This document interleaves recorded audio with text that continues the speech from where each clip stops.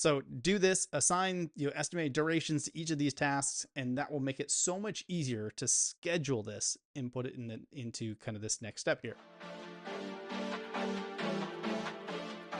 Hey, what's up, everyone? My name is Tanner O'Brien. I am a senior partner here at Action Coach in Central Texas. I am the founder and CEO of Benefic Marketing. And for those of you that haven't met me before, I am just an avid lover of business, personal growth and development, and really more than anything else, learning and taking these things and putting them into real actionable plans and figuring out what actually works, what doesn't work, and kind of the things that I learn along the way.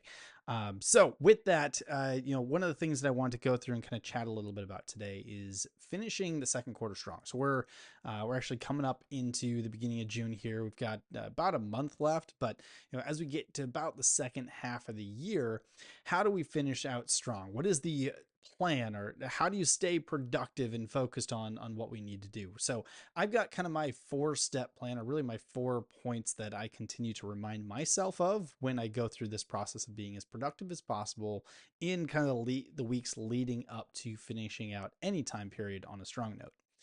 So as we approach the midpoint of this year, it's crucial to stay focused and make the most out of every remaining week that we have. With a well-structured plan and dedicated effort, we can finish the second quarter strong and set an actual solid foundation for the rest of the year. So here's my 4 steps to help you maximize productivity as you head into the final stretch of the second quarter. Step number 1, list out your top 3 goals for the next 6 weeks. Just 3 for the next 6 weeks. Begin by clarifying your priorities. What are the 3 most important goals that you want to achieve by the end of the second quarter? These goals could be personal, they could be professional, they could be a mix of both. Whether it's completing a major project at work, it could be improving your health and fitness, it could be launching a side business, or defining these objectives is the first step to success. Actually write them down and keep them visible to remind yourself of your focus. So if you're someone that likes to look at a journal or something like that every single day, make sure you write them down, put them there. If you're someone that has a specific place that you go to every day, whether it's your office or something else like that, write these things down, put them up on the wall, just tape them to the wall so you can see them. For others, I found it, just writing on the mirror in your bathroom what these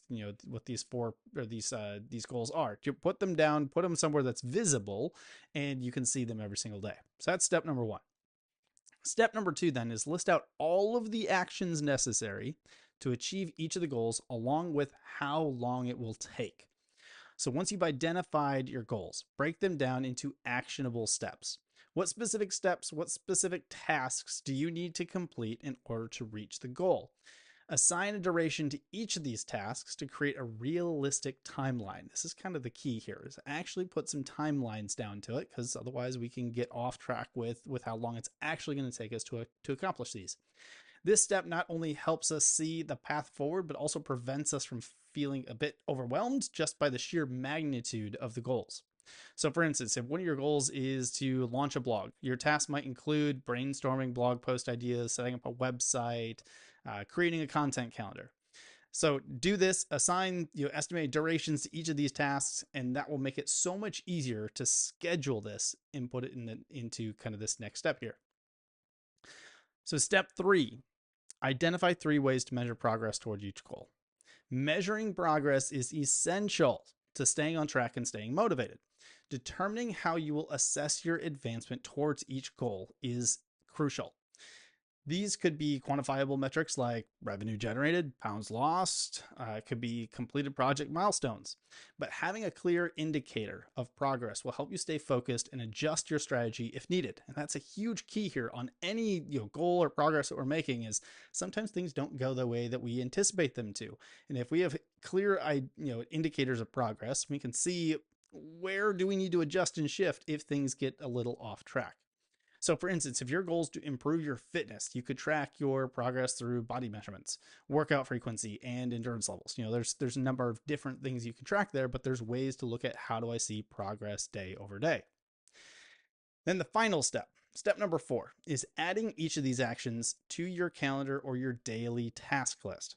Now that you have your goals, you have your tasks, you have your progress metrics defined, now it's time to put them into action. So take out your calendar or take out your daily task list, whichever one you use the most. Personally, I use a mix of both, and start scheduling these actions.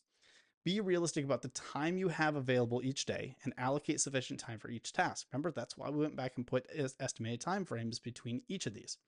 Prioritize these tasks, ensuring that your most important and most time sensitive ones are scheduled first. By integrating your goals into your daily routine, you're less likely to procrastinate or forget about them altogether.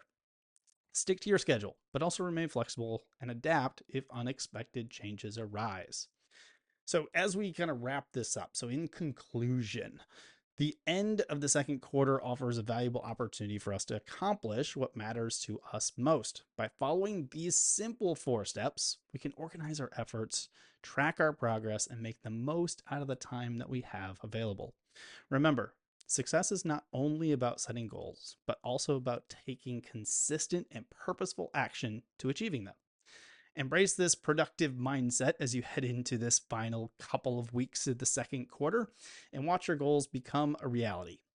For those of you that want to continue to absorb and take on some of this business and personal development tips and content, things like this, make sure that you follow me on Instagram or on LinkedIn, or make sure that you're subscribed here on the platform that you're watching on this now. Again, my name is Tanner O'Brien, and I look forward to seeing you again next week.